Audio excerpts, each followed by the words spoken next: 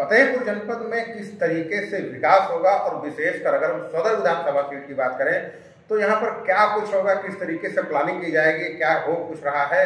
हमारे साथ बातचीत करने के लिए कांग्रेस पार्टी के जिला उपाध्यक्ष राजीव लोचन निषाद जी हैं और ये उनसे जानते हैं और किस तरीके से क्या कुछ होगा। सबसे बड़ी बात यही है कि पार्टियां अगर जीत जाती हैं, उनकी सरकार बनती है तो सबसे बड़ी चीज जो होती है वो प्लानिंग की होती है, क्योंकि अगर आपके पास प्लानिंग नहीं है तो सारी चीजें अपने आप बेकार हो जाती हैं। राजीव लोचन निषाद जी, अगर हम बात करें सदर विधानसभा सीट की, तो सदर विधानसभा में क्या लगता है किस तरीके से आपको प्लान किए हैं कि क्या कुछ किया जाएगा? देखिए, हमारा कांग्रेस का जो एक विजन वो देश बनाने का विजन है। हम लोग उत्तर प्रदेश में आज 32 सालों से नहीं सरकार है। हम लोगों ने जो फतेहपुर में बनाया है 140 यूनिट उद्योग लगाए थे, जो आपके कानपुर बॉर्डर से लेकर के मलवा तक ये बना हुआ है। और सबसे बड़ी चीज ये है कि ये हम लोगों के शासनकाल में रोजगार बढ़ाने के उद्देश्य से हम लोगों ने कताई मिल बनवाई थी, जिसको आज सदर विधायक हमारे विक्रम सिंह जी अपनी बड़ी उपलब्धि मानते हैं कि मेडिकल कॉलेज। लेकिन एक चीज ये है कि मेडिकल कॉलेज बनना एक अच्छी चीज, हम उस चीज को कभी नहीं नकारते। कांग्रेस पार्टी कभी किसी अच्छे काम के लिए कभी बुराई नहीं करती, लेकिन एक 20-25 हजार परिवारों का जिससे रोजगार चलता था, जिससे परिवार चलता था, उस चीज को बंद करके वहां पे मेडिकल कॉलेज बनाना, ये तो ये भाजपा की बुद्धिमत्ता हो सकती। जैसे हमारे बिंकी विधायक थे करण सिंह पटेल, उन्होंने कहा कि हमने 3000 करोड़ का बिंकी विकास कराया। लेकिन अगर हकीकत में जाइए तो गंगा कटरी का जितना भी निषाद बिरादरी का जो आबादी है, वो जब बाढ़ आती है तो आकर रोड में ही पड़ा रहता। तो भैया 3000 का विकास आप कर रहे हैं। आप चले जाइए अयासा विधानसभा में तो गाजीपुर से लेकर के विजयपुर तक पूरी रोड उखड़ी पड़ी हुई है, और विकास गुप्ता जो है वो कहते हैं कि भैया मुझे देख लो विकास हो गया, क्योंकि नाम भी उनका इत्तेफाक से विकास है। तो ये स्थितियां, कृष्णा पासवान जी को आप खाला देख लीजिए, वहां के रोडों की हालत, अन्ना पशुओं की जो स्थितियां हैं, जो जानवर अच्छे जानवर, इनके राय भी ये कहते हैं कि हमारे यहाँ गायों का कत्लेआम बंद करा दिया। लेकिन आज अगर देखिए आप, तो आप जब रोड में या खेत में निकलेंगे, आप अच्छे जानवर अगर आप देख लें, उनको चिन्हित कर लें, तो वो 1 हफ्ते के अंदर गायब हो जाएंगे। गौशालाओं की स्थिति ये कि गौशाला से आपको हम रोकना चाहेंगे तो ये जो गाय गायब हो जाती है गौशालाओं से या सड़क से जो गायब, तो आखिरकार इसे क्या कुछ कहाँ गायब हो जाती है, कुछ इसके बारे में कुछ? ये किसी से छुपा नहीं। जितने भी ये मांस निर्यातक कारखाने जो इन लोगों के स्लैटर हाउस बने थे, वो 99% ये सब भाजपा के। इनको अगर आप सर्च करेंगे, गूगल में भी सर्च करेंगे, इनके डायरेक्टर कौन है, तो ये लोग मिल जाएंगे। नाम भले वो अलदुआ, अल कबीर कुछ भी रखें, लेकिन है इनके।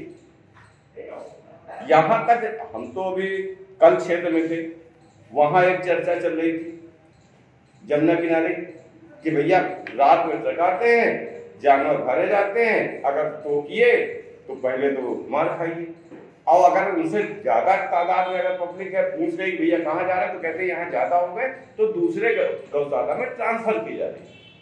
और वो सीधे उन लोगों का कहना है, जो गाँव के लोग हैं, भैया ये सीधे जा रहा है, सब दूसरा खाना हो जा रहा है।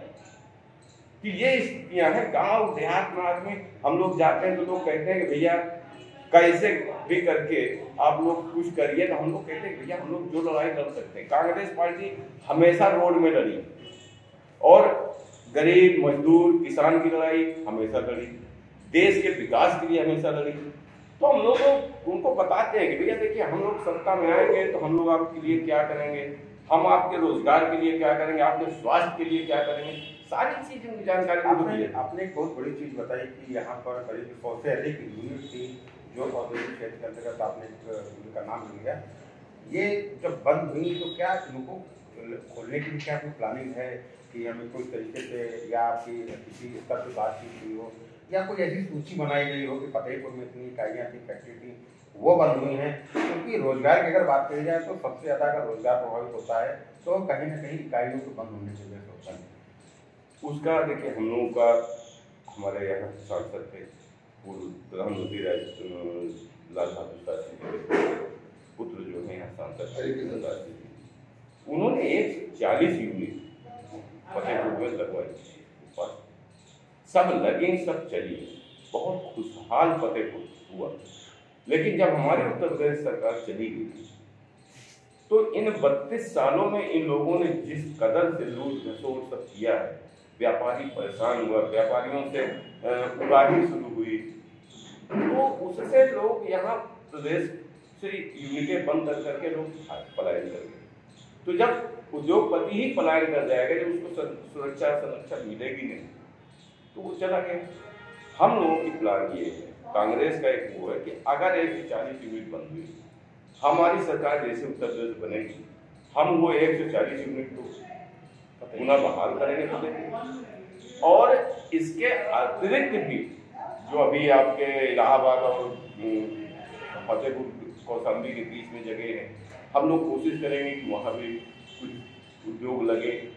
आपके बांदा में भी लगवाने की हम लोग कोशिश करेंगे कि जिससे कि स्थानीय स्तर पर रोजगार पैदा हो। और बहुत चीज़ें जो इन लोगों ने की, नोटबंदी की, उससे तमाम व्यापारियों की कमर टूटी, गरीब आदमी की लाइन में लग करके टूटी, और आपके जीएसटी से व्यापारी सबसे ज़्यादा प्रभावित हुआ। और एक कोविड टाइम में जो इन्होंने लॉकडाउन मारा, उससे तो व्यापारी और उद्योगों की तो कमर। बिल्कुल, ये भी एक मुद्दा है आपके अनुसार, लेकिन बात यहाँ कर रहे हैं विकास की। और विकास कहीं ना कहीं तब होता है जब आप सत्ता में होते हैं, कोई पार्टी सत्ता में आती है। अगर हम इसी से संबंधित एक सवाल और भी जानना चाहेंगे कि संगठन, बात की जाए अगर सभी 6 विधानसभा में, तो संगठन को लेकर इस विधानसभा में कितना क्या कुछ किया गया जिससे मजबूती आ सके? देखिए, 6 विधानसभा में हमारा संगठन पूर्ण रूप से तैयार है, मजबूत है। आज चुनाव में पूरा संगठन जमीन स्तर पर लगा हुआ है, एक एक बूथ और एक एक सेक्टर, जो न्याय पंचायतें हैं, ग्राम अध्यक्ष हैं, बूथ अध्यक्ष, 6 विधानसभा में हमारा कार्यकर्ता पूरी मजबूती के साथ लगा है।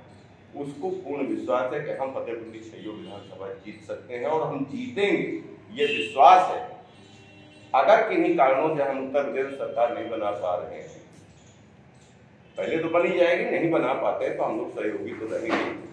और केंद्र में सरकार आने पर फतेहपुर विशेष तौर पर जो ये 140 यूनिट बंद हुई हैं, इस पर हमारी बहन प्रियंका गांधी, हमारी राष्ट्रीय महासचिव जो उत्तर प्रदेश प्रभारी हैं, उन्होंने ये संकल्प लिया, ये प्रतिज्ञा ली है कि 140 यूनिट जो बंद हुई हैं इनको पुनः चालू कराएंगे।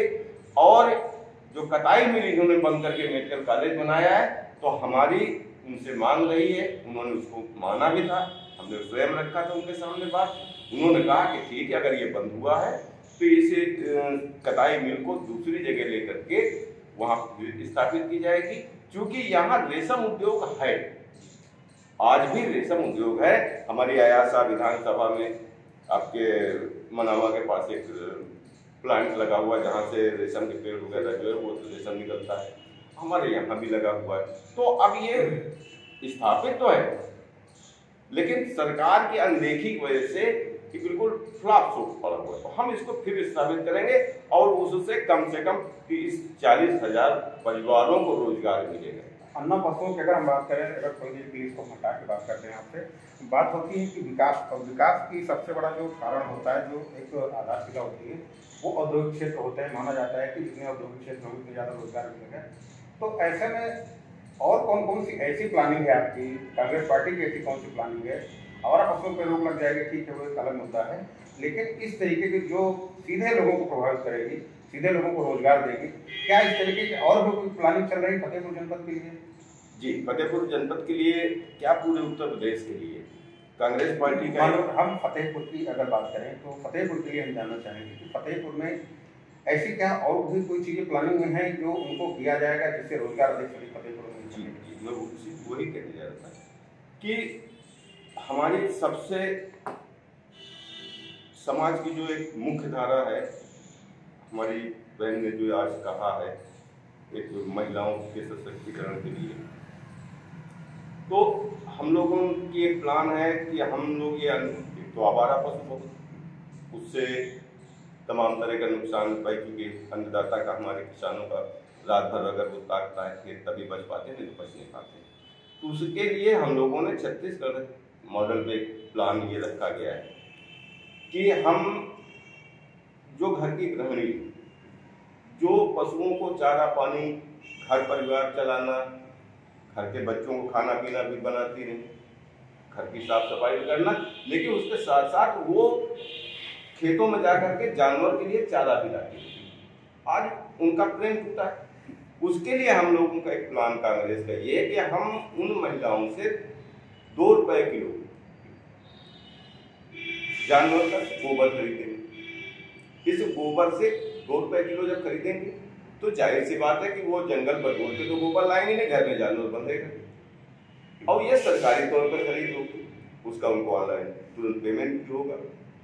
तो उससे ये अन्ना पशु जो है, जो इन लोगों ने वो किया है, उसको पुनः दरवाजों पे लोगों को पहुंचेगी। और सबसे बड़ी चीज की जो पशु बाजार हम लोग इनको पुनः स्थापित करेंगे, क्योंकि जानवर जो लोग शौकीन हैं जानवर वो लाएं तो कहाँ से लाएं, क्योंकि जब बाजार मार्केट आपने खत्म कर दिया तो वो बाजार भी हम लोग बहाल करेंगे। किसान अपना जानवर लेके जाएगा, अपना बेचेगा भी। जो इसको पालने का शौक रखते हैं, जो जिनको जरूरत है शुद्ध दूध की, घी की, वो लोग जानवर अपने दरवाजे पे बांध देंगे। तो जब बाजार हमारा खुल जाएगा पशुओं का, तभी ये संभव है। और इस शासन में, इन भाजपा के शासनकाल में तो ये संभव नहीं, क्योंकि ये मांस निर्यातक लोग, इनको अगर इनकी भाषा में अगर कहा जाए तो ये अब उन शब्दों का हम कांग्रेसी तो इस्तेमाल नहीं कर सकते, ये तो करते हैं। लेकिन कहीं ना कहीं इन्होंने एक सामाजिक ढांचा, आपसी भाईचारा तोड़ा। भाईचारे के साथ साथ इन्होंने जो पशुओं के प्रति इंसान का प्रेम था वो भी इन्होंने नफरत के तौर पर फैला दिया। यार वही जो जानवर जिसको पूछते थे, जिसको खिलाते थे, उसकी फिक्र होती थी, इसको पानी पिलाना है, इसको चारा देना है, आज वही किसान उसी जानवर को लाठी लेके दौड़ा है। अरे भाई साहब, एक मजेदार किस्सा तो हम आपको बताएं। हम गए, काफी जानवर थे, लोग उनको लाठी लेके दौड़ा रहे। तो हमने उनसे कहा, हमने कहा किसके हैं? तो उनका सीधा कहना था कि ये मोदी योगी के जानवर है। हमने कहा यार, जानवर देख के पहले लोग जान जाते थे कि भैया ये फला का जानवर है, ये फला की गाय है, ये फला का बैल है, उसको उसका नाम लेके गाली करते। आज आप लोग सीएम और पीएम क्यों गाली करते? संविधान के खिलाफ है। तो उन्होंने कहा भैया क्या करें, जब किसी के दरवाजे में है नहीं, सब छोड़ दिए गए, इनको लेके जाएंगे जब बाजार बंद है, बिक सकते नहीं, कोई खरीदार है नहीं, तो अब किसको गाली देंगे? उन्हीं गाली। हमने कहा नहीं, थोड़ा सम्मान रखा करो, पद की गरिमा के सम्मान रखिए। आप भले उनको दौड़ा दीजिए, भगा दीजिए, लेकिन थोड़ा सम्मान।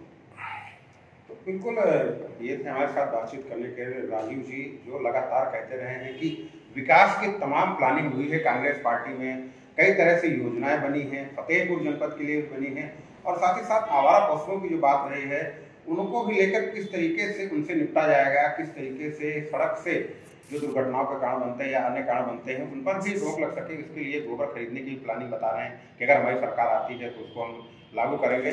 सदर विधायक पर भी लगातार आरोप लगाए गए। सदर विधायक के बारे में भी इन्होंने कहा कि जो जहां पर आज वो बता रहे हैं कि मेडिकल कॉलेज है, वहां पर पहले कताई मिल हुआ करती थी। तो कुल मिलाकर आरोप प्रत्यारोप दौर की अगर हम बात करें तो काफ़ी कुछ कांग्रेस पार्टी की ओर से हमला किया गया है भारतीय जनता पार्टी पर, और एक नए तरीके से बात रखने का प्रयास भी किया गया। उन्होंने विजन भी बताए हैं, भारतीय जनता पार्टी पर निशाना साधा, और किस तरीके से उन सब चीज़ों को हल किया जाएगा उसको भी हमारे साथ उन्होंने साझा किया। अब देखने वाली बात यह होगी कि किस तरीके से उत्तर प्रदेश सरकार में कांग्रेस पार्टी या भारतीय जनता पार्टी या अन्य पार्टियां अपना सरकार बनाती हैं, और किसका विजन इस प्रदेश में और फतेहपुर जनपद में लागू हो पाता है। फतेहपुर से डेली इंसाइडर के लिए आशीष सिंह। और देश दुनिया की तमाम ताजा तरीन खबरों के लिए आज ही गूगल प्ले स्टोर से इंस्टॉल करें हमारा तेजी से उभरता न्यूज ऐप डेली इंसाइडर।